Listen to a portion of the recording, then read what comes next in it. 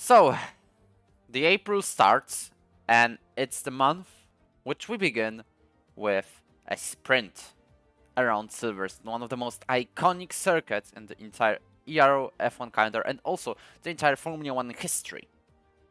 Today, we're in Silverstone and we're going to face with round 9 of Ero Pc F1 Championship, with a couple of new drivers being on board. My name is Wojciech Śmigowski, I am the Ero owner and PCF1 commentator. And today with me, we've got a guest who is mainly a McLaren PCF1 driver. However, not able to race recently, same as today due to equipment issues, which we hope will be sorted out very, very quickly. His name is Ryan Grubb. Hello guys, thanks for tuning into the stream. And yeah, I'm a guest because I have equipment issues as it's just really not working out the way I wanted it to, but I'll try and put on the best show. Also, well, we will try and put on the best show for you at this great circuit, which I'm sure will see some beautiful battling. Yup, as drivers are now officially heading to track, we'll introduce you to a couple of new PCF1 drivers and also some of the returning ones, which include a couple of very, very interesting names. You may also know them from Ero Season 8 or earlier seasons or other leagues if you're watching any. As for example, we've got one of the comebacks to Ero Pc F1. We've got one completely new driver. We've also got one of the fastest drivers the entire Ero coming back as a reserve today. So before we head into this quali session and see any sort of lap times watch, who do you think will be on pole? Who do you think will win the sprint? And who do you think will win the main race? This is probably the question for our audience watching this live stream. My bets are on Drake or Sammy if we have to predict any names like to be most likely to get a pole position. Also, we'll show you that in a second. There's one more driver I can predict to get that pole position and maybe even a race win. His name, number 10, if you're wondering, Cameron Doubts, after a couple of weeks without racing in the Ero, is back. The new R8G Academy member will be racing today in a McLaren in the Ero. As we need to know what kind of weather we're going to have for today's weekend, actually, with qualifying, sprint, and main race. We definitely know that qualifying itself is dry, but I can already see some clouds coming in, so wondering if there's any changes to the weather conditions predicted. Do you, Ryan, know if there is any weather forecast available to us? Not so far, but I look into it and try and get some insight on the weather for today's race. Yep. As Drake Dempsey is by far the first driver to come out on track, as he's already approached Wellington Straight, whilst the next driver, Luke Mills, is just coming out of the pit lane, as you can see, after Abby. As Drake Dempsey, unfortunately for him, lost the victory in Azerbaijan Baku after a 5-second time penalty for colliding with Joe Fegali on lap 20. Still made it for a podium with a third place. We know his recovery drive from first to then last place, basically, with a wing damage, and then back all the way to first from like 7th within the last 2 laps of that race. As Drake Dempsey is now approaching the hangar straight, we'll quickly adjust the audio settings for you to hear us a little bit better, as we also have to mention a couple of new swaps to the grid. For example, we've got Quentin Hesche racing full-time in Alpine until the end of the season, and we've got Lucas Rifroy racing in Alpha Tauri today as a reserve. He is a completely new driver for us, and there's also a Mercedes of Philippe Kielar coming back after like half a season in PCF1. I don't exactly remember what his last Ero PCF1 race was, but he did partake a couple of times and even scored a point in Bahrain.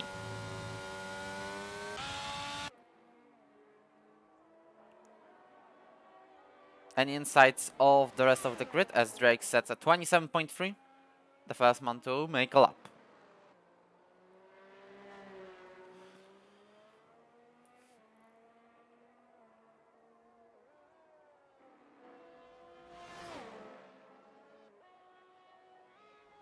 So we're gonna ride on board with Drake through this middle sector. I've asked in his stream what the weather is like, but he's on his lap, so he's got to focus. And I hope he'll answer afterwards. But through Maggots, Beckett's, and Chapel, looking pretty clean. I'm guessing he's just going for a safe lap, as we have a 103.0 split. That's decent, but I'm sure Drake and Cameron and Sammy and maybe a few others will go a lot faster towards the end of the session. As we now go through Stowe with Drake into the final chicane. Breaks just after the 100-meter board. Can you get a good exit and the run across the line, as we're going to have the first lap on the board at 26.5, which is actually a pretty decent banker, but I think we'll see low 26s for sure.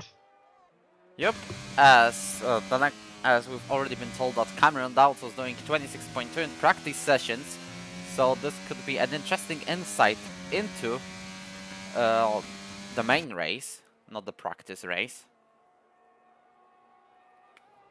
As said, Cameron Dowd sets a 26.5, placing him on position number 1. Then there is Jonathan Voss, 4 tenths behind the top 2 drivers. Marvin Moore crosses the line now.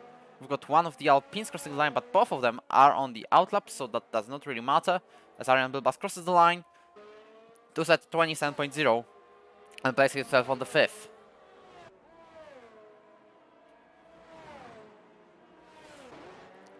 The gap between Drake and Cameron, for anyone wondering, is just about 45 milliseconds, so we definitely can expect a very, very close race between these two.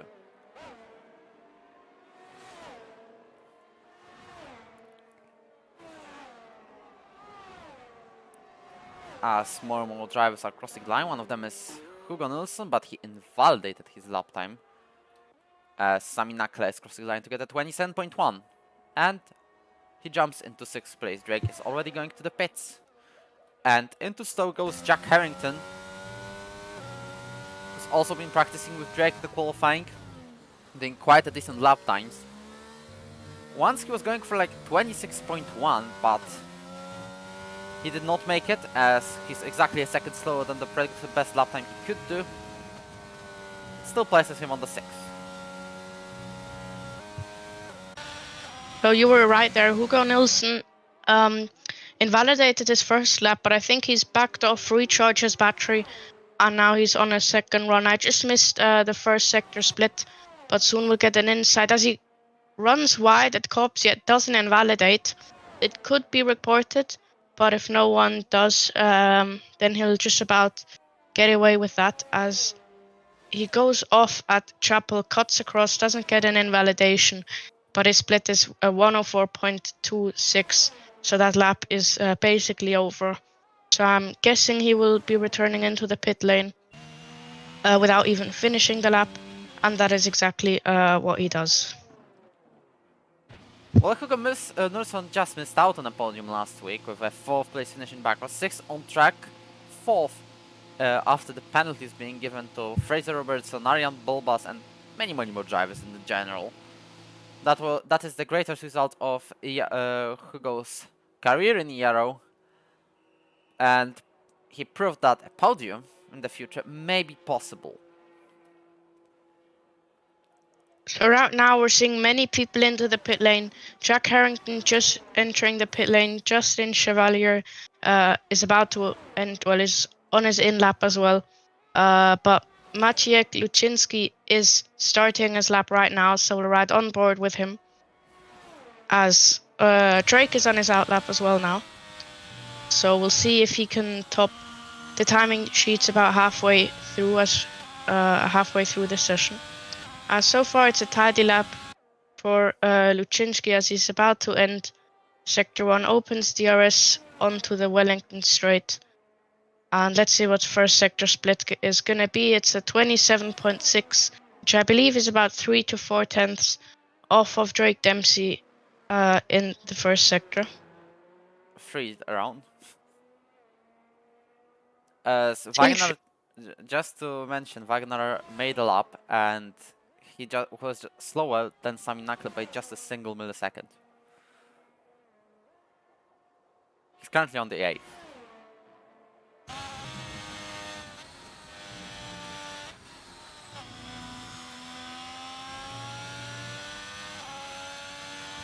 Watching the Haas driver, the 1 minute 3 seconds, 0.4, what this lap time could be for him, within which position would he settle most likely? What do you think? I'm not quite sure. I was on board with Drake because I think he did double out lap. But Luczynski through the final chicane, 5th gear to get clean traction and up to the line. A bit of a moment there, but it's P9 for him. But yeah, worth noting, Drake, I think did 2 out laps. I'm guessing that's to burn the fuel.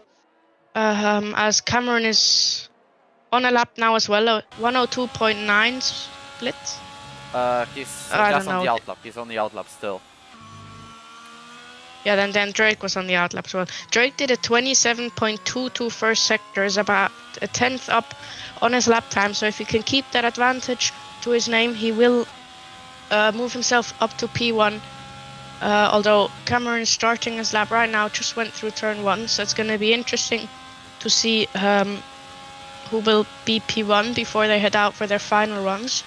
As Drake is absolutely sending it over the curbs through Maggots, Beckett's and Chapel, as we're about to see the middle sector split.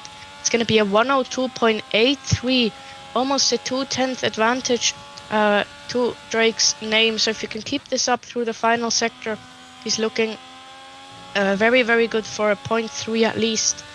Cameron did a 0.2 first as well, so they are very evenly matched through sector 1.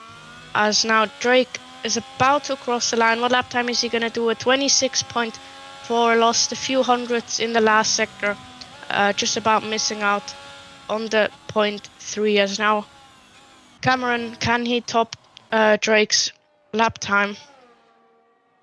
As most cars are now out on track, bit of chaos at turn 3, bit of traffic, but I think it's all fine. I just missed Cameron's split, which is not good, but I think it's a very low 0.8. Oh, he's if I'm not mistaken. But he's run wide at Stowe and he's straight back into the pit lane. What could have been a good lap, but I think he'll definitely get his final lap together. Yep, watching for more drivers who are on the laps and maybe in contention to fight with Drake or Cameron in this race. One of them is Jonathan Voss, who's currently 3rd in the qualifying and improves himself by nearly a 10th of a second, which places him with a 0.8, but still 3rd place. Also, we need to mention Marvin Moore's great qualifying results so far, with a 4th place, Luke Mills 5th, with Arjan Bilbas on the 6th place. Also worth noticing, as McLaren's fighting with Alfa Romeo for the Constructors' Championship. Nakle goes 2nd in the meantime, so we forgot about him. But speaking of McLaren's, Cameron Dowd may be one of the biggest hopes for the team from Woking to still be in touch with the Alfa Romeos for the remainder of the season, at least in the Constructors' Championship, because the Drivers' Championship is probably clear, with Drake Dempsey having around a 100 points advantage over Tony Richa in the second, who's also on the racing today. So worth noting, Marvin was up, I think, on a 103.2 split, crosses the line, improves by 300ths of a second, not gaining in many positions. And Watch, have you noticed that in P19 we've got Sebastian Vettel racing in Ero? P17 for me, that is. With for me P17 is Robertson. But anyway, now you can brag that Sebastian races in Ero. Who else do we have on the lap? Drake is back into the pit lane. Sami in P2. Did he win last time out? Sami, yeah, he did after the penalty. Sami took a big break from Ero. Hasn't raced in season 9 so far until last race. And then his first race of the season, he comes, gets pole. I think he got pole and wins the race. So great display from him in Baku. As let's see what he can do this time out in Silverstone, if he can fight with the likes of Drake and Cameron. I think Arjan did a lap to get himself up to P4, although no, sorry, he is on a lap right now. Or is he not? I really can't tell because they're driving the same way they do. Okay, no, he's not on a lap. Very quickly? Orion. No, but Orion's not on a lap. Ioni is not on a lap. No one's on a lap right now. Actually, Quentin Heshe is because he's using PRS. Same applies to George Parr. These two And drivers are currently on the last Furry places. Wagonar is also on a lap, I think. Yeah, Furry Wagonar is on a lap, and then yeah, Quentin's lap time must have had some No ERS. some bigger mistake or no ERS. This is one The of the same most common mistake. things for Quill. The same mistake I made at Japan when I thought we were on realistic performance. At least I expected the game to be that bad, as he actually gets a nice tow from his teammate. Could have been a bit better, but I'm sure it will give those few extra hundreds that he might need. The field is pretty close between P5 and P12. 7 drivers within 3/10 is decently close. Also, if you look at the three ABS Racing Team drivers of Lucas, Luke, and Justin, all within, 9,000ths of a second. So the midfield seems to be very, very close, which will make an exciting race. As we've got Sammy on the outlap, so he's the first of the top 5 on an outlap now. Furry goes up to P5, which is really good for Alfa Romeo, having 2 cars in the top 5, although I'm pretty sure Yoni and Marvin will be able to top that. Not sure if Furry Wagonar will get another lap in, but I'm guessing that's why he is pushing on his in lap. How many minutes we've got left? Because of course the beautiful yellow flag notification is glitching. Yeah, I have a yellow flag everywhere because people are going slowly to let people pass, which is why I cannot see the timer either. Now I could see it. Exactly 3 minutes to go in this session. Drake is still in the pit lane. Cameron is still in. Orion is still in. But Sammy is already on his outlap and already pretty far as he's going through Maggots and Beckett's now. So, who's your shout for pole, Watch? Any of the top 3. I'll just say it, any of the top 3. I want to see the guys being very, very close. Maybe even if 12 milliseconds, as it happened in Season 5 PSF1 British Grand Prix, when the top 4 was basically within these said 12 milliseconds. I don't exactly remember who was it back then, but I can definitely remember of Jack Jester and Maxim Rodriguez being in this top 4, as Sami Nakler is starting his final run of qualifying, as Drake and Cameron have just come out of the pit lane and they are currently around 10-3, as approaching the Wellington straight they are. 2 minutes to go in this session. So the people that are still in the pit lane, which is Lucas, Jack, and Don and Robertson and Furry, they'll have a really tight game on time, whereas Sammy improves in Sector 1, although it's only a 0.31, which is about a 10th off of what Drake did in the first sector. So he might be running a bit lower downforce, which will make for an interesting strategy in the race. Wagonar decides to call it a day, as he realized there's no sufficient time. But Sammy, heading into Maggots and Beckett's now, can just throw the car in these modern day F1 cars. The downforce levels is insane, as his split is a 102.89, is about a 10th up, which could, if he gets a good final sector, he could just about nip pole away from Drake, although remember Drake and Cameron right ahead of him on track are about to start their laps, so we'll hop on board with them after Sammy's lap. As through the final chicane, Sammy has a bit of a moment on the exit that might have cost him, and that has cost him a bit, although I don't think it cost him too much. But anyway, we've got Drake and Cameron now fighting it out for pole, I assume. Basically everyone's on a lap. Yeah, basically everyone except for Don and Robertson, who decided to just stay in the pit lane. Drake is half a 10th down through Sector 1, so that's crucial to know. And Cameron's 700s up. So right now they've got about the same first sector here. Drake obviously already almost 1.5 tenths faster on the lap he's put on the board so far. So for Drake to improve, he needs a lot. He runs wide at Cops, stays wide, he does invalidate, and that is Drake over. So it's all down to Cameron now. Can he beat Drake's lap time. Arian, I think, stays P4, but Marvin moves up to P5. And on board with Cameron, then middle sector, what it's looking like, it's a 102.79, 1.5 tenths up. So this is going to be very, very close for pole position into Stowe, throwing the car in 6th gear here as 3 more corners to navigate, although one is flat out and not really a corner. Looking very, very clean and solid, great traction, and I think that is going to be pole or Cameron Dowds by nearly a tenth over Drake Dempsey. As Jonathan Foss is the next one to cross the line in the meantime, as he's got the chance to improve at least for the 5th place. And that is going to be true, losing 42 milliseconds to Arjan Bilbas, looking at Lucas Lefroy, who also has got the chance to maybe even get closer to top 5 as Justin Chevalier crosses the line and still stays 10th. Lefroy goes 7th with 8.54, 26th of course. Luke Mills probably not on lap as he's losing 3 seconds already, just about to cross the line. This should be qualifying over right now. And if you're wondering, Fraser Robertson did not start any of the laps in this qualifying session as he's got a qualifying ban to serve. He did not do that last week, although he got it from the US Grand Prix 2 weeks ago, but forgot to serve it, and that's the true story. Been disqualified from a record from like the best performance of his career being 5th place and potentially a podium, and has to start last here in Britain. So lining up, I got crucial information from Lutynski. The race will be full wet conditions.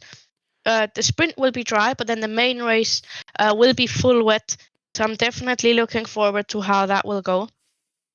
Crucial information there from Lutynski. So thanks to him for giving us that information.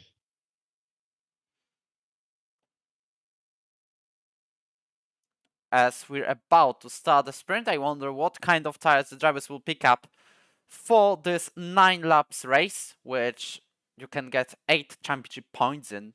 Maybe crucial for like, maybe not the championship, but definitely guaranteed seat spots, which Cameron Dowds is definitely fighting for. As one of the drivers has already picked up the strategies. I wonder who's going to get the better launch into turn 1, into Abbey. We remember the dramatic action of British Grand Prix race starts in both Real F1 and Ero. Just to remind you, 2021 British Grand Prix, Max Verstappen and Lewis Hamilton. We know all what happened there. Or 2022 with a carnage including Zhou Guanyu going upside down. Or even Ero with Season 8 carnage in the PS F1 only crossplay race to date. Because I had to commentate that one. I don't have an F1 32 on PlayStation anymore as we're having 5 red lights ahead of the drivers. It's lights out, away we go. Cameron Dowds looks like having a very, very great launch of the line, but Drake Dempsey has got an even better one and takes the lead of this British Grand Prix sprint. Cameron Dowds has to watch out for Sami Naklin, not to lose a place, but looks like he's going to stay in second very carefully. Jonathan Foss and Arjan Bilbas side by side. The Ferrari drivers may come together here, but I think they're gonna have respect for racing in lap 1 as it's Arjan Bilbas retaking position number 4 of the line. Behind him we've got Marvin Moore, Lucas Lefroy fighting side by side, but even Moore tries to find a space to attack Jonathan Foss, and it looks like it's going to be done by the Haas driver as one of the Alfa Romeos spun, that is Ferry Wagner, as the troubles don't leave the Dutch driver. Jonathan Foss looks to cover the inside lane. Marvin Moore goes around the outside into Copse, looking for a switchback, but that did not happen, and we've got lap 1 of the sprint going on very peacefully, to be honest. Jemancic just made a move on Parr. Robertson fights George Parr as well. As Robertson, after qualifying ban, has already regained 2 places and looks like to regain 3 of them with an overtake on George Parr, the Williams driver, the full-time driver now in the Williams team. Well, he's regained the place on the Fraser Robertson and is back into 16th. Yeah, so not the greatest amount of action. In the top 7, only Drake and Cameron switch positions. Oh, that is then Jack Harrington. on the start-finish straight, I wonder what he did there. I'm on board with Quentin. I think he lost the rear and just went into the wall, really. I think we have a virtual safety car called out just at the start of lap number 2. But like I said, not many position changes in the top 7. Luczynski's gone up from P13 to P9, so he's gained a few positions. And then the biggest losers are, besides Jack, obviously DNFing, Furry Wagoner and Quentin Hesh losing out big time. Almost both of them starting in the top 10, but now are at the back, so they'll have it all to do in the main race. As I've seen Jack Harrington's incident, at least partially.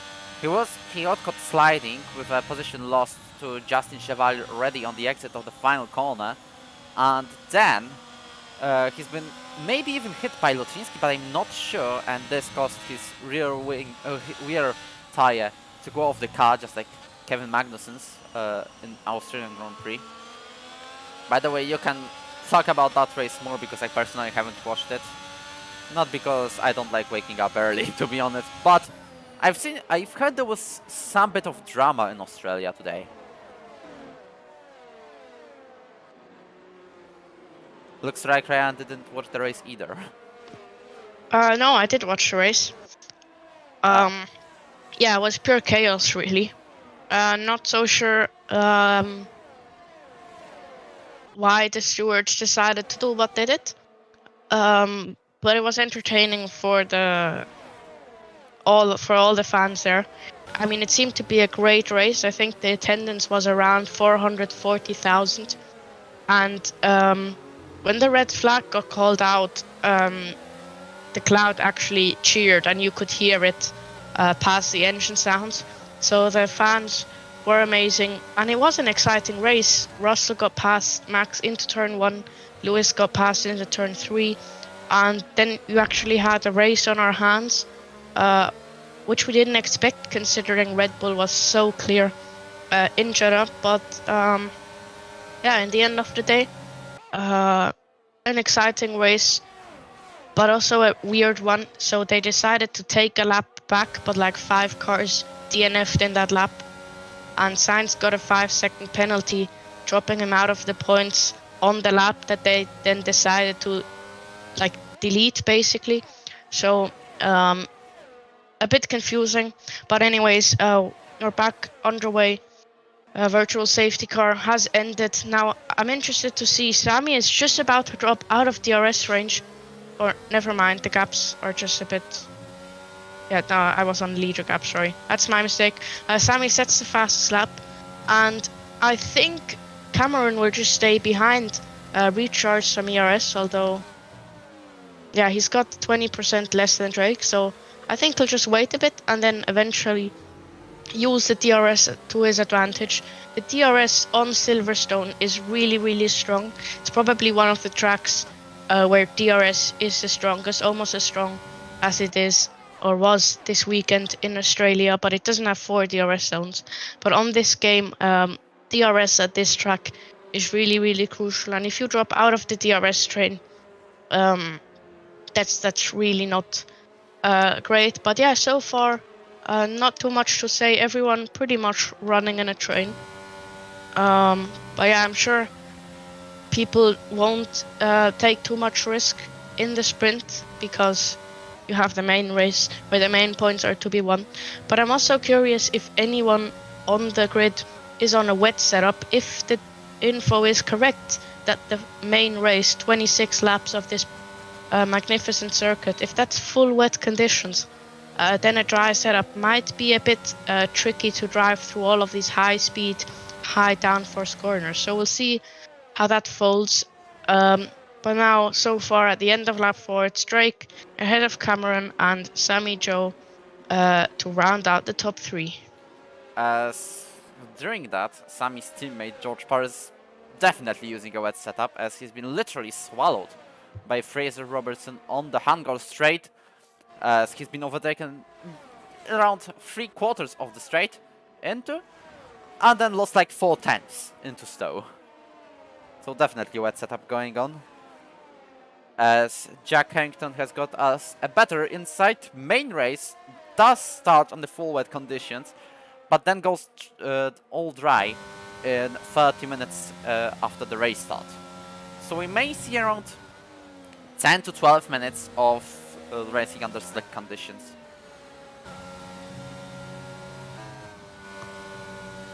Mills is about to overtake Lutinsky, but we're following Ziemiańczuk, who is spun round on the exit of the hairpin as he's rejoining the track on the 18th. Sami Nakul is also catching up on Cameron Dalton. I wonder if he's going to make a move. We can see a freeway fight for the victory today, as long as Arjen Lubas and Hinton Foss don't go out of top 3's DRS, although we will not have DRS in the first laps of the main British Grand Prix, just to remind you all. As Wagener has overtaken Parder's yellow flag, and that is for Philipp Kielar, who spins round, rejoins the track behind Quentin Hesch, who's locked up, gone wide, lost the place to Kielar, and lost also a DRS touch. Also something I picked up in the midfield, Luke Mills got past Luczynski, put himself on his Red Bull up into P9, as now he's on the back of his ABS teammate Justin Chevalier. And yeah, out front, not much happening. Drake is saving his battery, which is exactly what you want to do. Has the energy power over Cameron. So looking like Drake is managing this race pretty well here. So I'm excited and curious to see if Cameron can even challenge Drake towards the end of this sprint race. It's only a 9-lap race and we have about 3.5 more laps to go.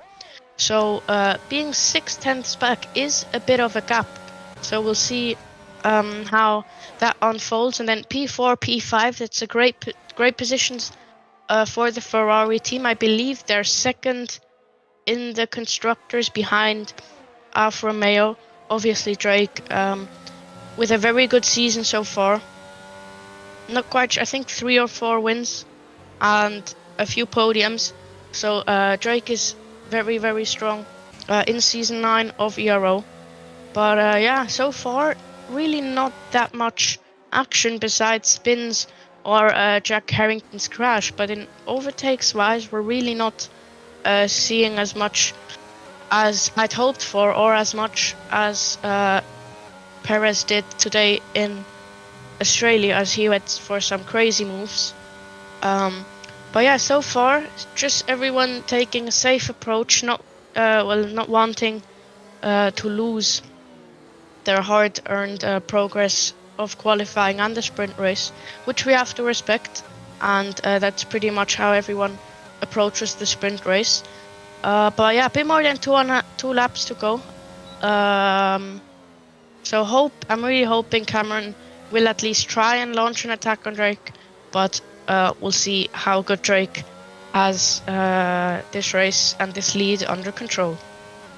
Yep, also to mention, I'm watching the back of the grid for a while. I watched it, and George Paris is definitely like 50-50 wings, as he's been overtaken by Kielar on the straight before the Cups corner, the old pit straight. He's been overtaken without any ERS being used by the Mercedes driver, as Lee Freud makes a move on Marvin. And that is a side-by-side battle for position number 6, and 3 points into the championship for Marvin could be very important. Not the greatest first half of the season for Marvin. Couple of decent performances, but always there's a penalty approaching, and losing a couple of points into the championship. They are side-by-side still on the Hamilton straight, and going into Abbey, they're still going wheel to wheel. Lucas Leifert might have got a warning for the track limits. However, Marvin more looks like to go around the outside of Lucas. Contact between the Haas and the Alpha Tauri, but it looks like no major consequences in terms of damage, and that allows Marvin Moore to get back into the 6th place. However, he's got no DRS advantage, and that allows Lucas Leifert to fight back into the end of the Wellington straight, as he's now going back into 6th place, but Marvin is not going to let this one go. However, he needs to concede the position now, as Philipp Kielar spins again in the back of the field.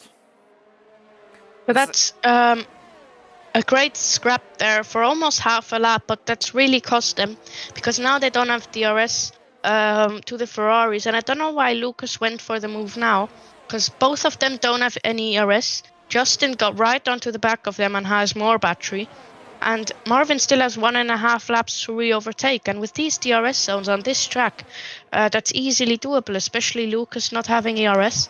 So not quite sure why he went for a move. Well, it started initially lap 7, or at least that's where we picked it up. But it's up to him if that's what he planned, or he knows he can fend off Marvin. Then fair play, as Hugo Nilsson and Harry. There's contact. There's more contact between fighting these us. two. That is not what you want to do. Robertson picks up both places, so does Ferry Wagner, as they have a bit of contact and drop a few seconds to the cars ahead. That was a bit of a collision between Nilsson and Wells, and I'm not really sure who's at fault of this one. However, this is probably going to be reported as Ferry Wagner goes around the outside of Fraser Robertson. Bit of a tap there. However, no major consequences. He should have DRS advantage now. Should use a bit of ERS, but it doesn't look like he's going to overtake Fraser Robertson in the last lap of the sprint. We've realized that Quentin Hesche is definitely overtaking Hugo Nilsson into position number 13, at least better starting position for the wet race, which is going to be a main one. As Ferry Wagner, close and closer to Fraser, he may go for an overtake before the DRS, maybe even into Cop's corner. However, we don't recommend that, especially on the last lap of the Grand Prix. Just make sure you're overtaking him cleanly onto the handout straight, and you've got it as Cameron Dowd is closing up on Drake Dempsey and the final lap of the sprint, but it's not enough for him to ensure the victory in the sprint and at least 8 points in the championship. It's going to be 7 for Cameron Dowd, it's going to be 8 for Drake, and it's going to be 6 for Sami Nakle, as this is the top 3 of the sprint, with Cameron Dowd also setting a fastest lap, but it doesn't add any championship point in the sprint race.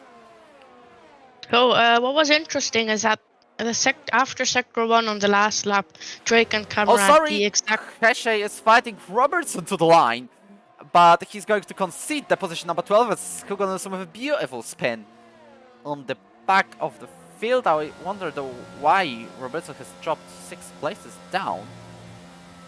Maybe because of penalty. Yeah, he had a penalty to his name. But what I wanted to say is that Drake and Cameron had the same amount of battery, and Sami was using all of his battery, so Sami was draining his ERS effectively to stay in DRS. Also, very quickly, don't switch to the race director. It glitches the game. Go on. So what do I want to say? Yeah, sorry.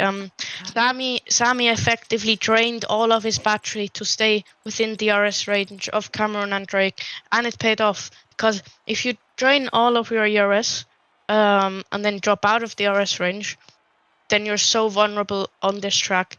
Like, you might not think it's Silverstone, but Silverstone is one of the most DRS worthy tracks on this game. So fair play from Sami. If he can stay within DRS range for a full 26 laps, he can be very happy with that, because Drake and Cameron are really high skill drivers. But as we expected, we've got rain now. Apparently, according to Jack, it's supposed to dry up, so that will make for an interesting race like we had at Canada. I think that was 3 weeks back or 2. 3 weeks back. But yeah, will be interesting. Will people try and go from wet tires all the way to slicks in one stop, or will they all go for inters? Will anyone risk starting on inters, or is it full wets? Strategy will be a key part. So I can't wait to get this race underway. And as we're about to start, we also may have a variable of the race being entirely wet, and that is going to be very, very interesting. There's plenty of fun. So umbrellas though on the stands, as you can see over the pit lanes. I wonder if they think they're covered by the roof of this building. Not sure. Probably, as they probably have paid one of the highest price tickets and the entire track, as the race is about to go underway. The British Grand Prix is going to be out now. 1, 2, 3, for 5 red lights. This time it's Drake ahead of Cameron on the grid, and it's lights out. Away we go. This time Drake is going very, very straight on the start, and Cameron Dowds gets a worse launch than the Alfa Romeo driver, losing potentially the place to Sami Naklen. No, he keeps the second place. Robertson is out over the first meters of the Grand Prix, so we knew something was going to happen in this one, and that is a virtual safety car called already for the Aston Martin car to be cleared off the track. That was not as clean as lap 1, where we only saw Wagoner spinning out of his own. But Fraser Robertson, at least qualifying a ban, that is served. And he's not going to worry about it in Belgium. One good news for him. As Sami Nakler keeps being very, very close to Cameron. As we've been told that it may be even thunderstorm conditions, but it isn't. If it was, we've got a full SC.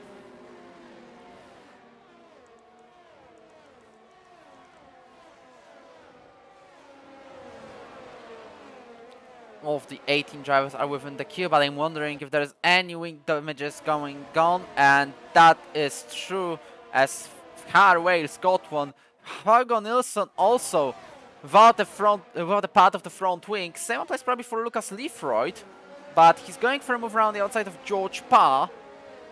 George Parr also has lacking front wing, and Lucas Leifroyd lost the control of his car as Quentin Keshe fights Luke Mills, position number 9, and he loses it. Sami Nakle very, very close to Cameron. That looks like the Scottish driver is just going to keep the second place possibly, as Nelson stays out. No, he's going to the pit lane. He's going to the pit lane with George Parr. Also goes Harwales, also goes Lucas Leifroyd. No, Lucas Leifroyd decides to stay out, hoping to capitalize on the main race, as Harwales, well, calls off the entire weekend for Aston Martin as he's out of the British Grand Prix. Cameron Dowds, though, we forgot to look on that, but the McLaren driver tries to look for a move on Drake, goes down the inside with a big touch between these two. However, probably there is no damage between these two drivers, as the Scottish driver is will to will with Drake Dempsey ahead of his partially home crowd, to be honest. Cameron Dowds going in the Brooklands will to will with the American driver. The championship leader is losing his lead of the race, but he tries to go down the inside and out of Luffield and then into Woodcote. Cameron Dowds is going to concede the position. No, they are still side by side, still very, very close to each other. However, it looks like Cameron Dowds is not going to concede the position. He's going down the inside. No, he's only having a look to better possibly make an attack on the Alfa Romeo.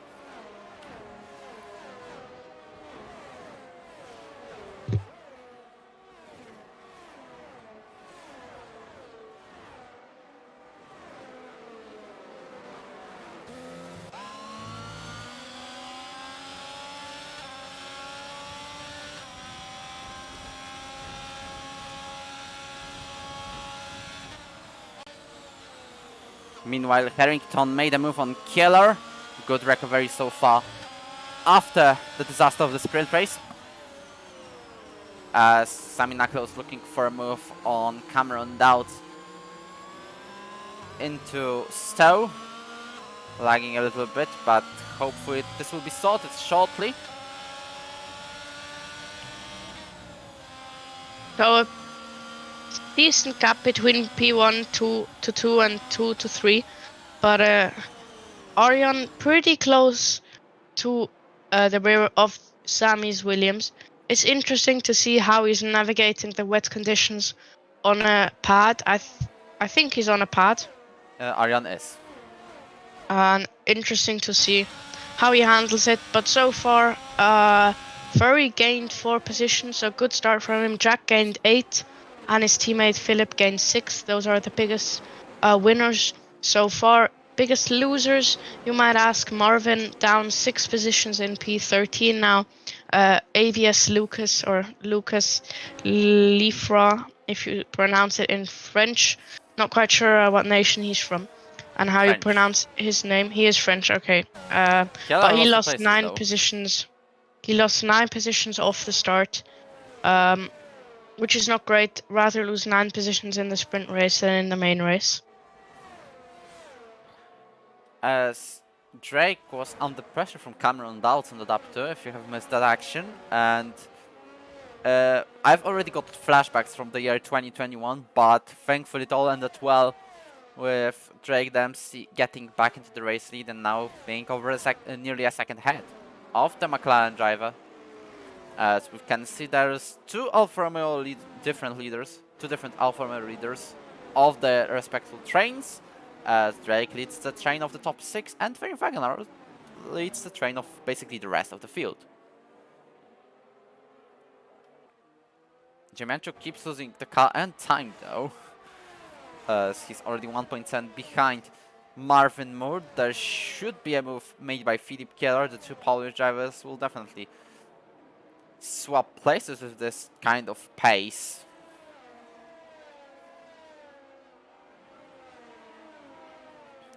As Philippe Keller right behind Eric, this should be done in a short matter of time made by the Mercedes driver, but he also fights to get traction of the car. But it's not happening yet. I think Philippe has a higher downforce, way higher downforce than Eric, as Hugo Olsen this time is spun. Wet races aren't great for him. If it's dry, then he's really decent.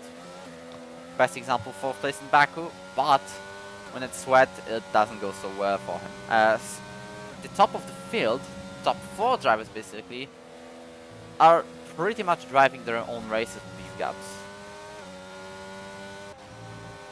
True, there's nothing really close except for Jack, Justin and Luke, pretty close to the back of Luthinsky, and Jonny's on the back of his teammate Arion. But besides that, looks like everyone has spaced out a bit, and there's no really close on-track action just yet.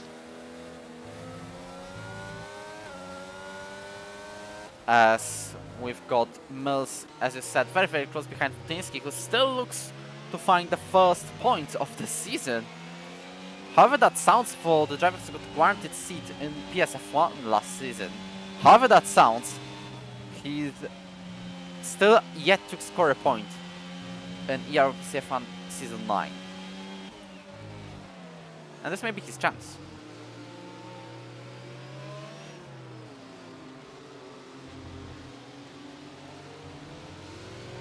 As Luke Mills, who's got a great form recently in the wet weather races, 3rd place in Canada with pole position, and 3rd place in US, also was a perspective to win in dry streets of Baku.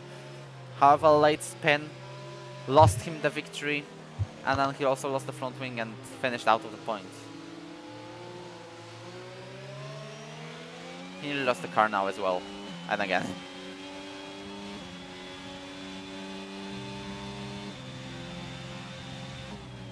So Arion seems to be struggling to keep up, but that makes a lot of sense. It's already more difficult on, in the dry, let alone the wet. And yeah, not much happening. Virtual safety car called out, although I don't see any new DNFs.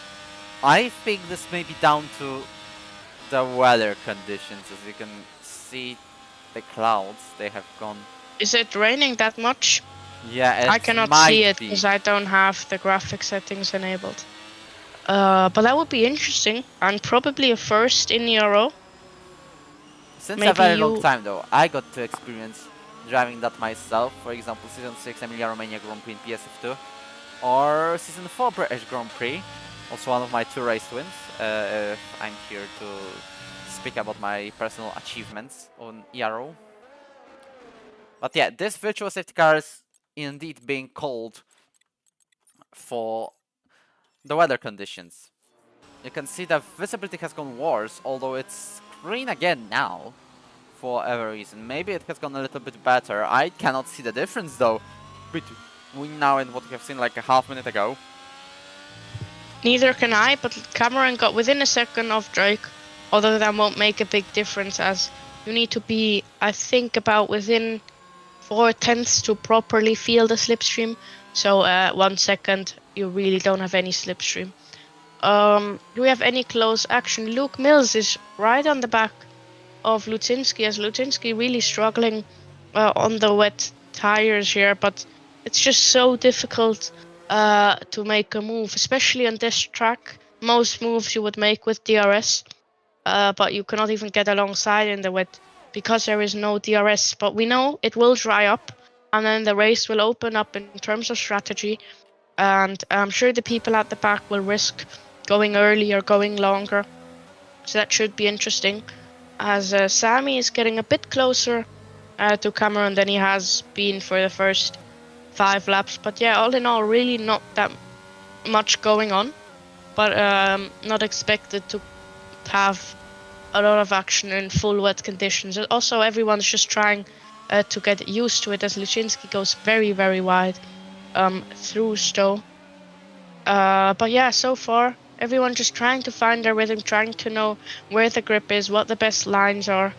And so far, that was very, very big Luke moment. almost losing it twice in a row. And that gives the opportunity for Quentin Hesch to get right past Luke.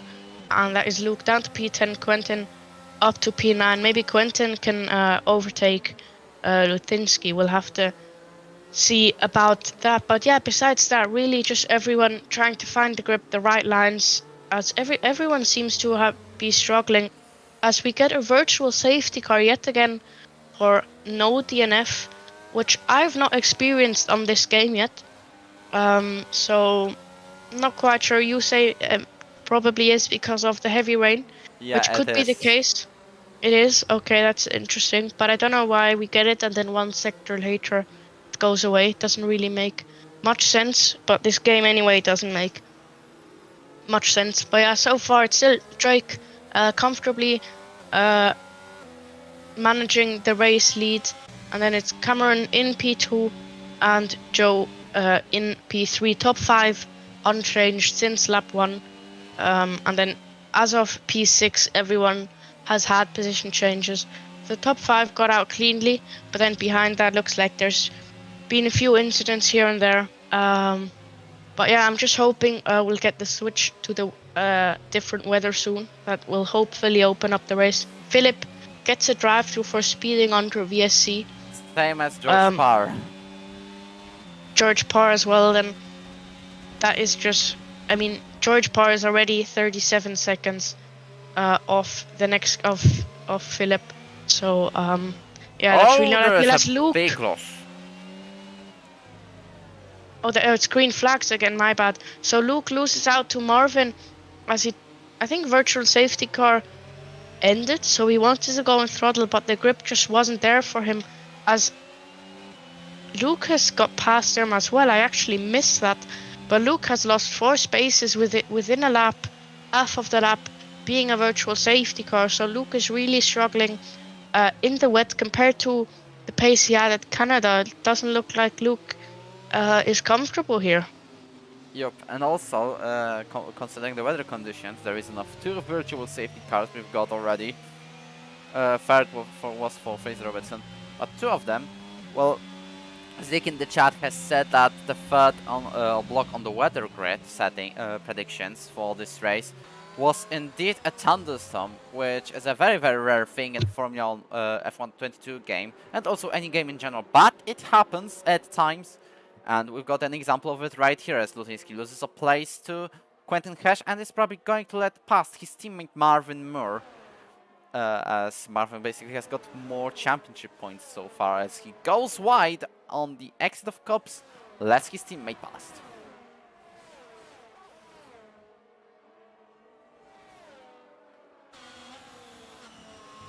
As Jonathan was still very, very close to Arjan Bilbas. I wonder when the Aston Martins will change places, because Jonathan cannot just overtake Arjan at all, but Arjan isn't looking like he's losing plenty of time here. It's still around 2.9 seconds of a loss between these, between Arjan and the top 3. Now it's 3 seconds. It's slowly going up and up, but it's like 2/10 a lap or something like this. Not too much, to be completely honest.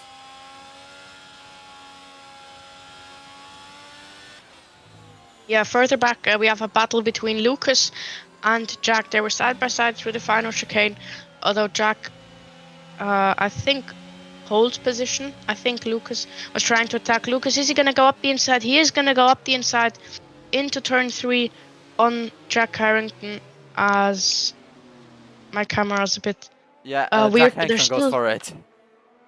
Well, Jack Harrington's defending Yeah. now as they go side by side. The inside line there is very tricky in the wet because it's not flat out and you cannot lose the rear and then hit the car next to. As looks like Lucas gets this move done, which is a nice move, and both drivers gave racing room, so a fair and clean move, which is exactly what you want to see. Especially one of the first nice overtakes besides Luke having oversteer and going off track. Yep. As Lucas Liefeld looks to make move on Lutinsky as well, so we'll definitely watch that. The fight for the last points paying position for both of these drivers. This is a chance for the first points of the season. The difference is, as we said, Lutinsky has got a guaranteed seat from Season 8 performances, and Lucas Liefeld, for him, this is the first ERO race of his career.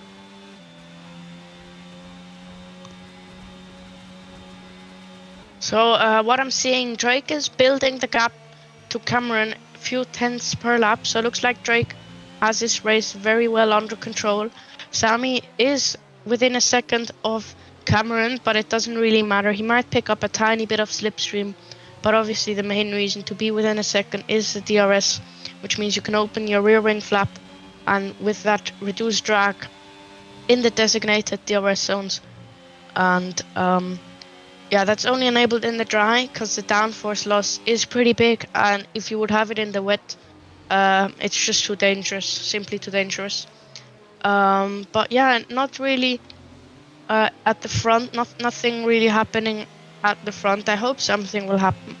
The fight seems to be in the midfield. Yeah, P10 to P11, Lutinsky and Lucas. Is Lucas going to go for the dive bomb up the inside? He is going to go for it. That is a very optimistic move, although it does make it work. They give each other racing room. Lutinsky on the outside, inside, sorry, Lucas on the outside. Lucas makes the move around the outside of Luffield there, so very, very nice move from Lucas. Also the move on track was really nice, so Lucas looks like he's got some confidence and some pace in the wet here, as he's now into the points paying positions. As next up for Lucas will be Marvin Murr, Lutinsky's teammate in the leading Haas in this race.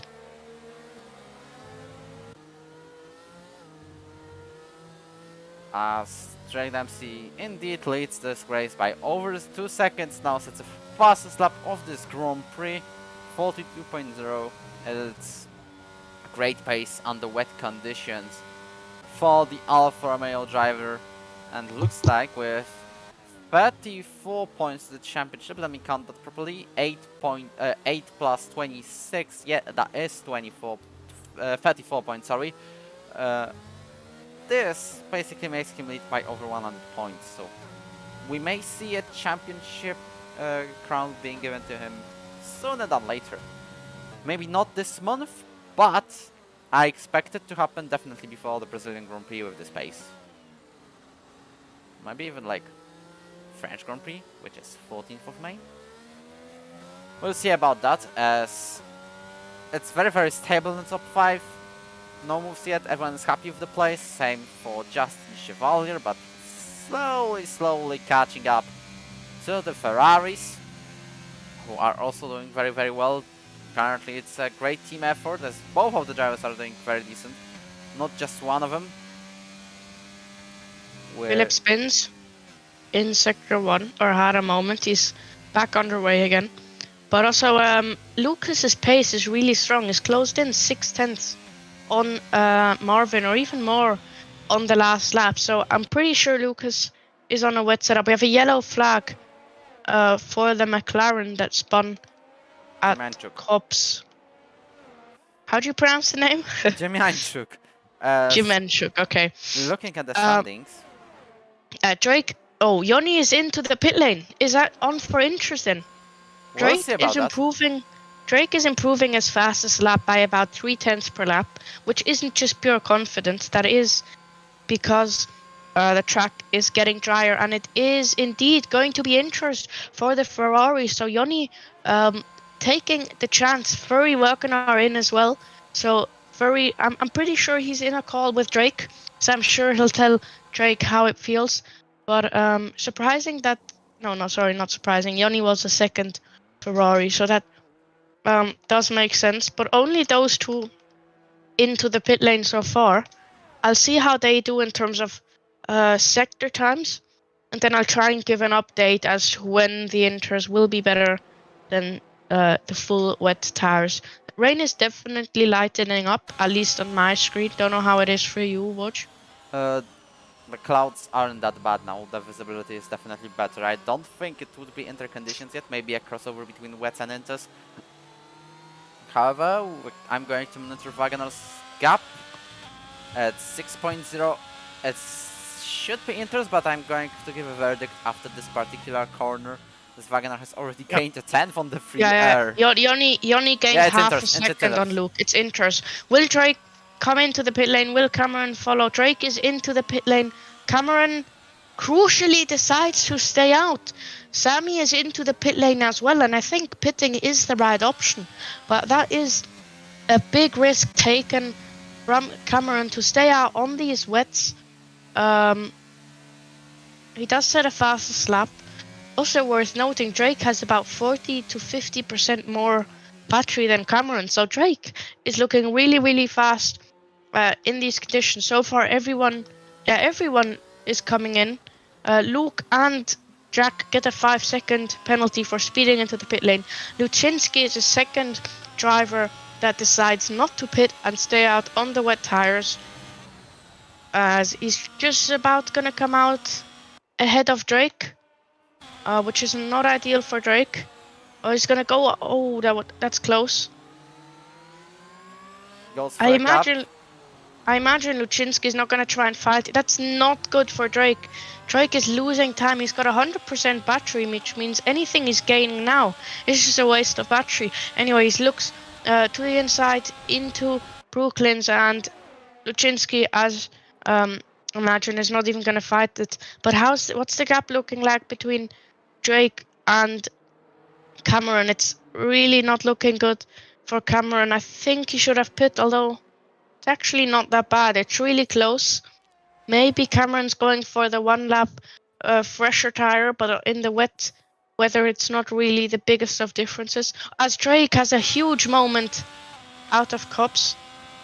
But yeah, everyone pitted except for Cameron and Luczynski. We're now halfway through the race. Cameron comes into the pit lane, gets a 5-second speeding penalty for speeding into the pit lane, and that is absolutely not what Cameron would have needed, risking it going long anyway, already being 2 seconds back on the race leader. But now with the 5-second penalty, maybe Arjan and Yoni might even be in contention for the podium. So that has changed the complexity of this race, especially if there's a safety car. Then Cameron will be. The pits. It may be closer though than you think. No, Drake is. He's already ahead. Never mind. Far away, yeah. And then Yoni sets the fastest lap. Of course, he was the first to pit, and you can see Sammy didn't gain too much on Cameron, but he slots in behind him. But right now, Sammy would be P2, which is a really, really good position. Luczynski now into the pit lane as well, and unfortunately for him, he'll drop all the way down to P13 now. So that overcut has really cost him. Lucas right on the back of Marvin. He's gonna. Oh, I thought he was gonna go for the inside there, as we have a yellow flag that Jimanchuk, I think you said, as he spins out yet again. Not Cameron. George Parr into the pit lane. I'm guessing he's going for intros as well. Yes, he's very, very late on that switch, but it's looking like it's about to dry up. I think they won't do many more laps on these intros, and I'm sure some people at the back of the field will risk it to go on softs quite soon. So we'll have an interesting race on strategy here.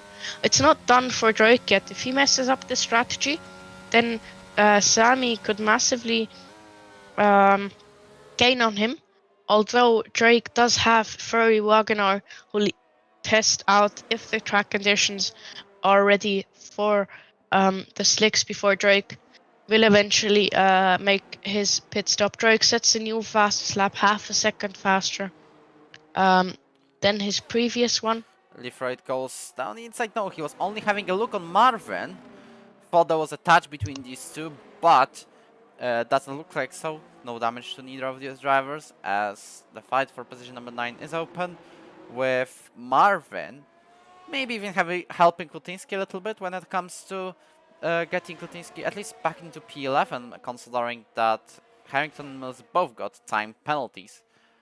Doesn't look like so fully, but anything's possible, to be completely clear, as Leafroid and Moore are fighting together for position number 9. It doesn't look like fighting for now, but the gap between these two and the matter of them fighting for the 9th place in the race makes it actually a bit exciting between these two, as Jumanchuk retires from the race into the pit lane. This is the end of the British Grand Prix for him. The only hope for points in McLaren is Cameron Dowds.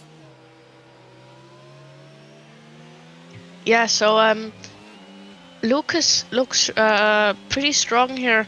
I think if he just stays within what is it now, 3/10 of Marvin, I think Marvin will make a mistake, or Lucas will have a great sector 1 and go for a move somewhere. So I'll try and keep an eye out on them if you want to keep an eye out on other cars, as we have yellow flag sector 1. That's Jumanchuk. Jumanchuk's retired car coming out of the pit lane, I think. Cameron sets the new fastest lap. He gained 2/10 on Drake, although with the 5-second penalty, we would need a big mistake from Drake. So he loses the win of this British Grand Prix. Of course, he's on for the Grand Slam, I think. No, sorry, he's not on for the Grand Slam. Cameron got pole. Yeah, exactly, my bad. So he's not on for the Grand Slam, but rather not get pole, but then win the sprint race and the main race where the points are awarded, then be on pole like Cameron, and then finish P2 in both races. But yeah, Lucas by far the closest to the car ahead on this grid so far. I always think he's gonna go for a move there, but looks like he's just playing it conservative right now. As what do we look like ERS wise? Marvin has the advantage by quite a bit, so not quite sure. Lucas, if I were Lucas, I would either use my ERS to pass or not use any and stay behind, but not use and stay behind. So interesting tactics from him. But yeah, looks like actually Cameron will only lose out to Sami if the positions stay like this, because Yoni and Arjan are just about on the bubble within 5 seconds. 10 more laps to go in this race, and yeah, I think Lucas and Marvin will have a great scrap. So yeah, let's see how it goes. Drake with a new fastest lap, although gap to Cameron hasn't changed. Cameron beats that fastest lap, first driver to go into the 1:38.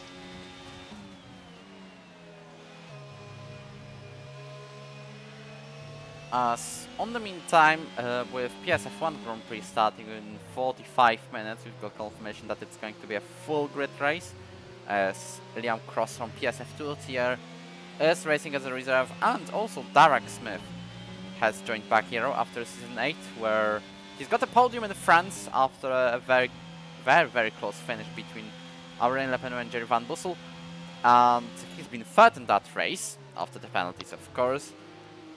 And also the famous wipeout in Abu Dhabi, where basically 4 drivers retired in one go. Do you remember that one from Season 8? I don't think so, because I DNF'd myself and caused a safety car. I'm thinking PlayStation F1.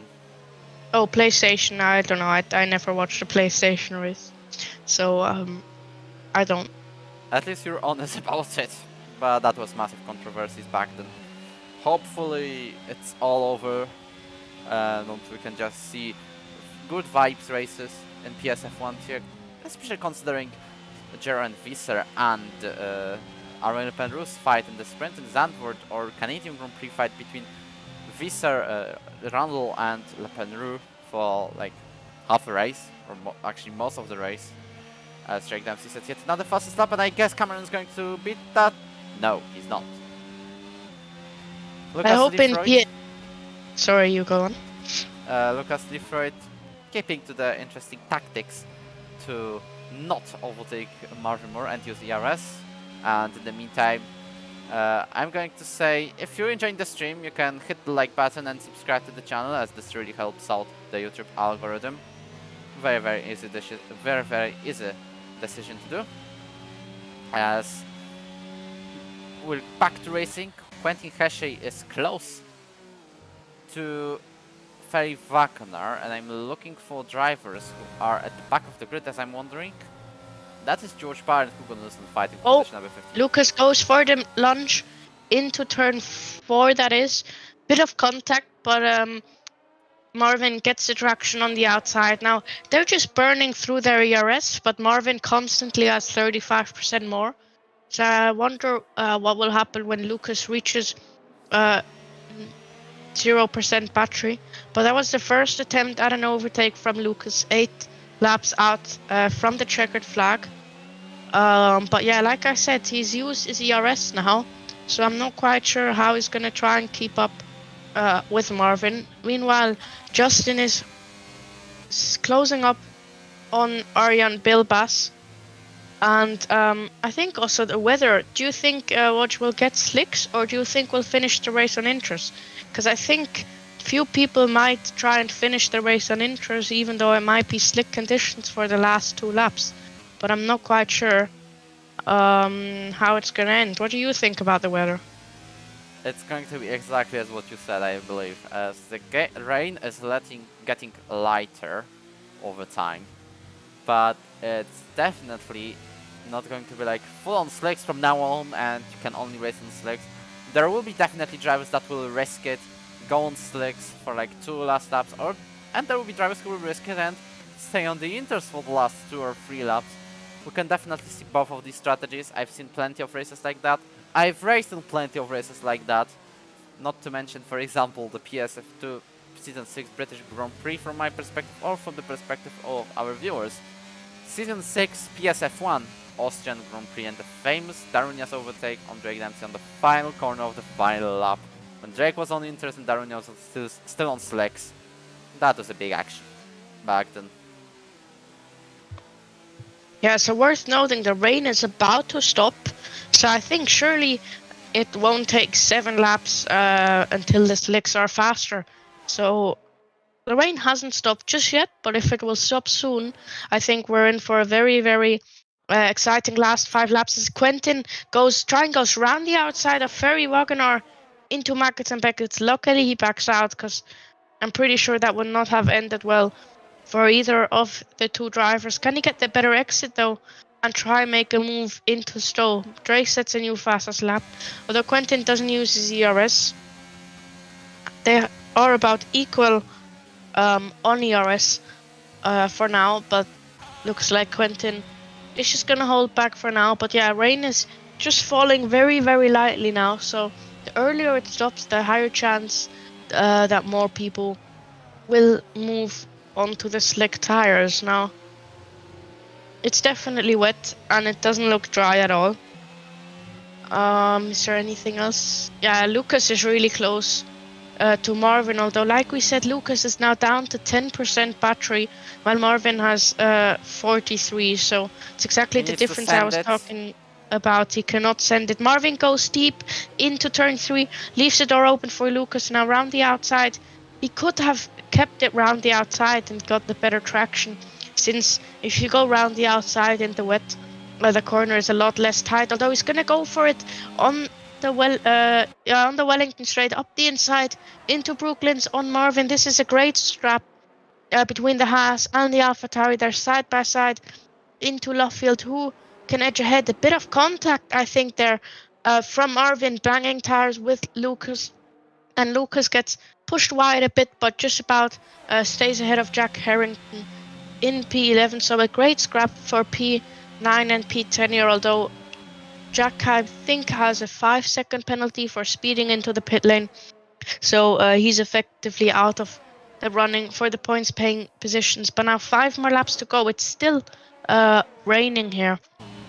So I think I really don't think many people will be onto softs. Maybe Jack or Luke could risk it.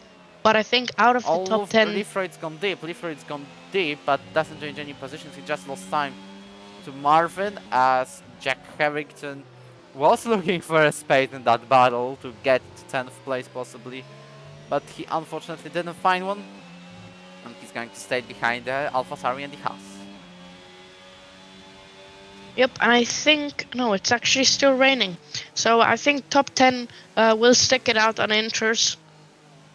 There's no real reason to pit. Now, worth noting, Wagner and Quentin, I think it was Quentin, were at the back of the grid 20 or 10 seconds off of the pack, and now 20 laps later, they're P7 and P8. So big ups to them. They're 12 seconds off of the top 6, but P7 and P8 are very, very solid points paying positions for their teams respectively. Now, Lucas tried his luck on the overtake. Marvin did some nice defending to maintain P9 for now. But yeah, it's going to be a feisty 5 laps. Drake is not going to risk anything. Cameron has comfortably dropped Yoni about, what is the gap now? 7.6 seconds. So he has a 2.5 second margin. So it's going to be a comfortable P3 for Cameron. Sammy, I think, is also just cruising in P2. So I think the top 8 are pretty much set. The only thing that can change is if Quentin attacks Ferry. And then, of course, we have the best battle of this race so far between Lucas, Marvin, and Jack. As Lucas is going to go up the inside into the final chicane on Marvin. Where is he going to go for the switchback? He tried it, but in the wet, you really just don't have the grip for the switchback. And in the wet, the tighter you make your corner, the more difficult it is to get good traction. So being on the inside in the wet is a lot more difficult. As into turn 3, he gets a nice run through turn 3. He's going to go up the inside. He doesn't overshoot the corner, although did he get switched back? He did indeed, as I go side by side through sector 1 again here. As I just went 2 laps ago. Marvin starts to use his ERS now.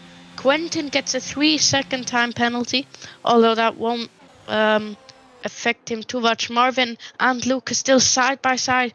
But looks like Lucas now gets this move done, although Marvin has doubled the ERS of Lucas. So if Marvin manages this correctly, then I'm sure he'll get that P9 back. But like I said, Quentin got the 3-second time penalty, so that is basically the battle for P7 over, unless he can get one of the warnings removed, as Drake is flying out in the lead. 4.6 seconds the gap now to Cameron in P2. I can definitely see the skies getting brighter now, and there's less rain compared to like a couple of laps ago. I don't think we're going for slick tires at any point of this Grand Prix. However, we may see DRS enabled on the last lap, or at least no more rain, because it's still going to be in favor of the Inter tires. However, I believe that DRS is getting enabled at the time of slicks finally being faster than Inter tires, or at least less than a second slower, which is like very small gap and maybe worth the risk. Yeah, it's still raining, so I don't think anyone will go onto the slicks by the end of this race. But yeah, everything's evened out a bit, especially top 8. Not much action. P10, well, for P9, P10, P11 has been the main fight all race long. Yoni gets a 3-second time penalty, although that really won't affect him too much unless he loses 1 second to his teammate over the course of these final couple of laps. But yeah, like I said, P9, P10, P11, we've had a great scrap for those positions this race, which was fun to watch and to commentate on. I hope you're enjoying the stream. If you are, then you're welcome to leave a like and subscribe to the channel, as it helps out the league. As we saw, there was, I think, Jack getting another 3-second penalty, so he's got 8 seconds to his name now, while Drake is absolutely cruising out front. I almost get the feeling Drake is on a wet setup, because I wouldn't expect Drake to gap Cameron by that much. But, you know, some tracks are better than others for some drivers, so yeah, not quite sure.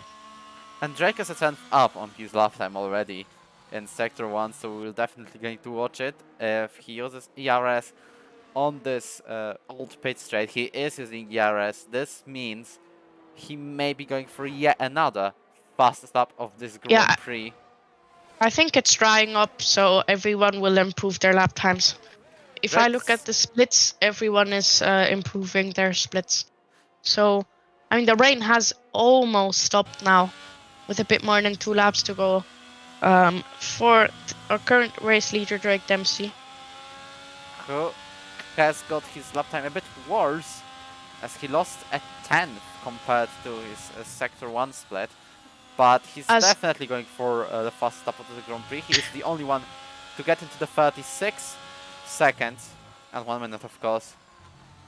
And Lucas gets a 3-second time penalty, meaning all the battling for P10 with Marvin, for P9 with Marvin and Jack was basically for nothing, unless he can now gap Marvin by 1.8 more seconds than the 1.2 he's got now, which I believe he can do. It's up to 1.5 now.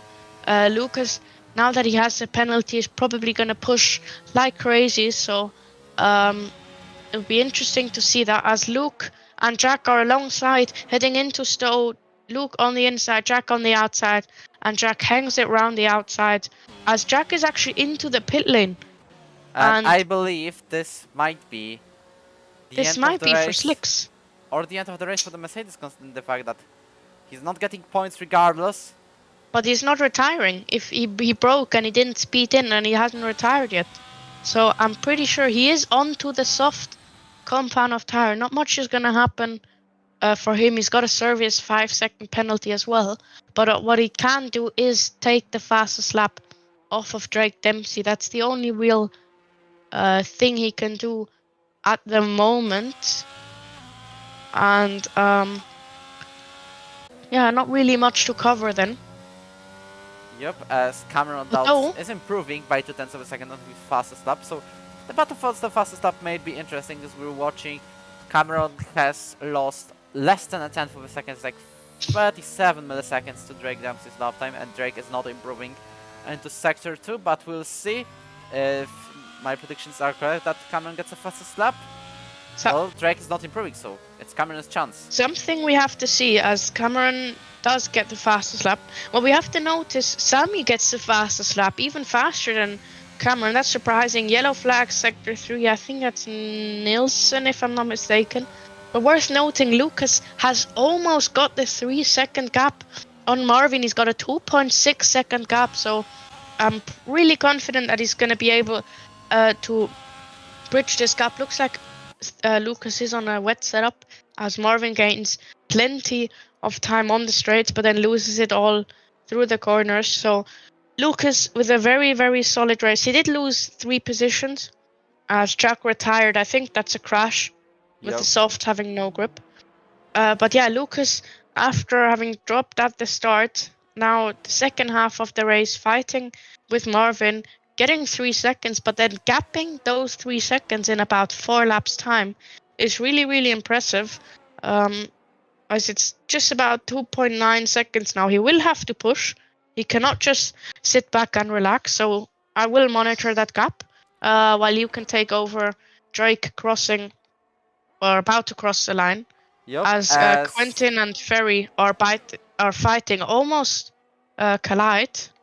Also, Drake Dempsey is about to get the fastest lap of this Grand Prix, as his gap is over his best personal lap time is over half a second. He definitely wins the British Grand Prix, this time with no controversies. It's a 35.7 with the fastest lap of this race. Cameron Dowds is not getting it. How about Sami Nakle? No, he's not getting it as well. So we've got also Jonathan Foss, who is about to cross the line now, nowhere near Drake's time. Iron Bus also improves, but not enough. Justin Chevalier with 6th place on board. Quentin Hesh, despite overtaking Wagner on the final lap of this race, is going to finish behind the Alfa Romeo due to the 3-second time penalty. Into the last chicane, Lucas is 3.01 seconds ahead of Marvin. Can he nail this exit to stay ahead of the Lebanese driver? I think he can, and he does by 700ths of a second. So that was very, very close between Lucas and Marvin for P9 and P10. And the final driver who is about to cross the line is Philip Keller, as Dempsey knocked out. That is your top 3. I don't think there is any controversies. Nice fight between Drake and Cameron in lap 2 of this Grand Prix, but apart from that, they control their own races apart from Cameron's 5-second time penalty for spin in the pit lane. Philip Keller about to cross the line in position number 13. The Polish drivers continue to have a streak of 0 points into the championship, as Philip Keller nearly spins. And that is it for the British Grand Prix. We also will go with a short conference with the top 3, as this really cool British Grand Prix has come to a close. Drake Dempsey, what's the gap that he has in the championship? Definitely massive. As the Alfa Romeo driver stands on top. This time it's going to be no controversies around here.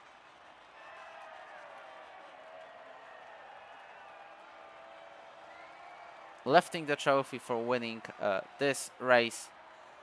And we'll see. Champagne not going out because, well, not allowed. Not allowed, basically. That's it. You cannot.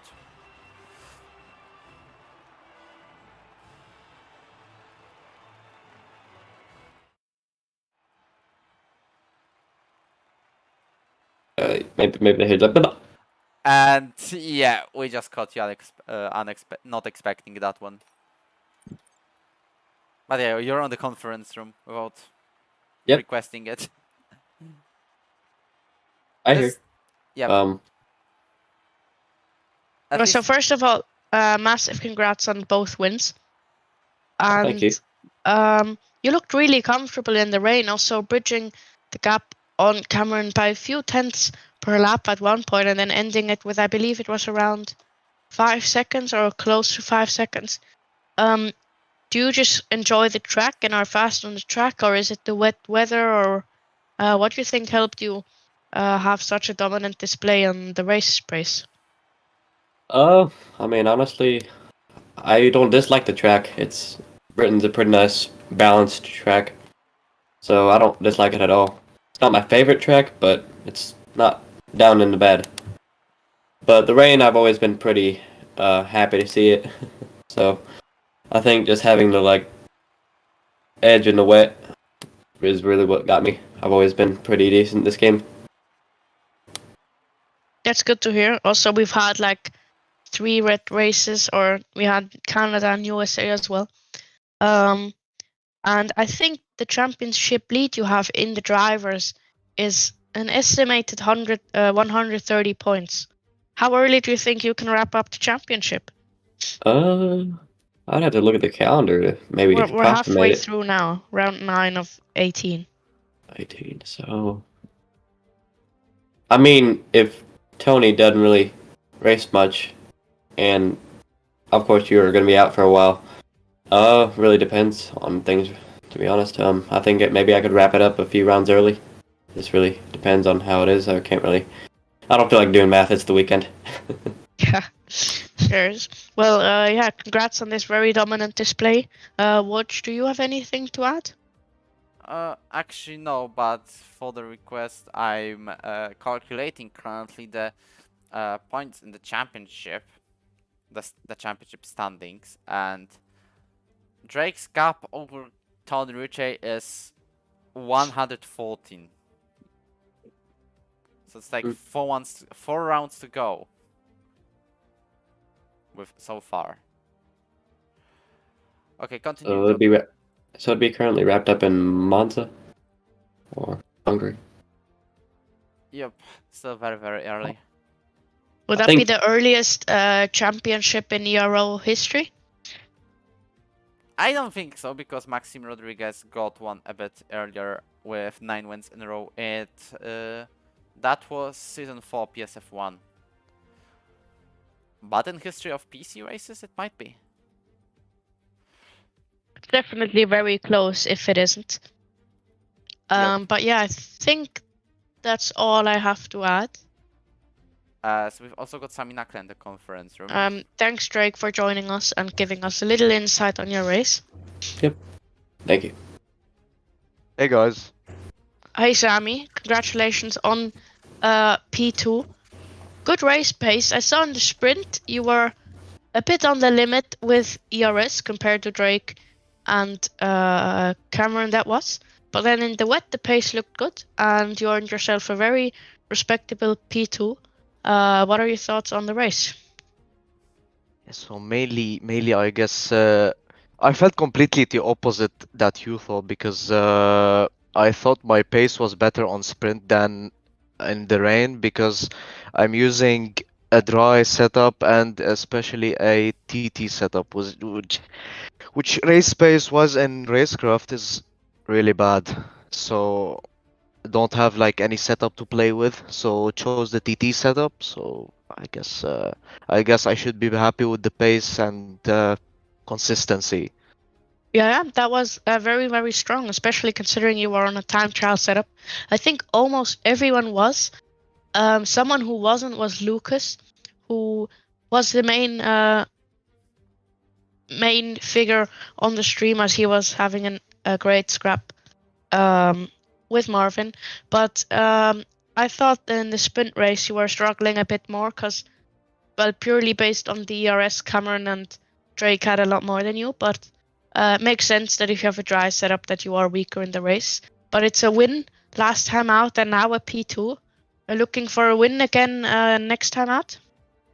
Hopefully, because my region in ERO wasn't expected. I joined like last minute. It was a last minute thing, so maybe a win will be good last couple of races. Maybe with a bit more notice, a bit of practice, Paul? Are you strong at Spa, as next week we'll be heading to Spa in Belgium? I haven't really done spa a lot on this game, so we'll find out after practice and how grind, I guess. All right. Thanks for answering those questions. What do you have anything to add to ask to Sami? Actually, to be honest, though, this race was like as it should be sometimes, where there's not too much fighting and everyone just finishes it in the order they have started or something like this. I actually enjoyed that one, to be honest, completely, but it was a very nice one to watch. True. It was a nice one. And yeah, I enjoyed it a lot. Also, thanks, Watch, for letting me help you commentate this race. Yep, pleasure. And I think, is Cameron coming as well, or is that it for... I think that's it. So, All yeah. right, then thanks, Sami, for joining us. Thank you. And maybe we'll see you in the conference room next week again. Hopefully. Thank you, guys. Yep. And that should be it with the broadcast. However, next week we're having a first of 3 chances that Ero Pc F1 drivers have got to make the full qualifying session, and that is the Belgian Grand Prix, which may contain 3 of the qualifying sessions, not just 18 minutes. The only condition for that is a full grid, and that's all of these drivers need. We hope this one will happen, and before that, in like 20 minutes time, it's going to be a PSF1 British Grand Prix, also with a sprint, potentially with a full grid, and we'll see you in that one. I might be watching it, like, for real. Anyway, thank you for watching, and we will see you next week. in Belgium. Goodbye.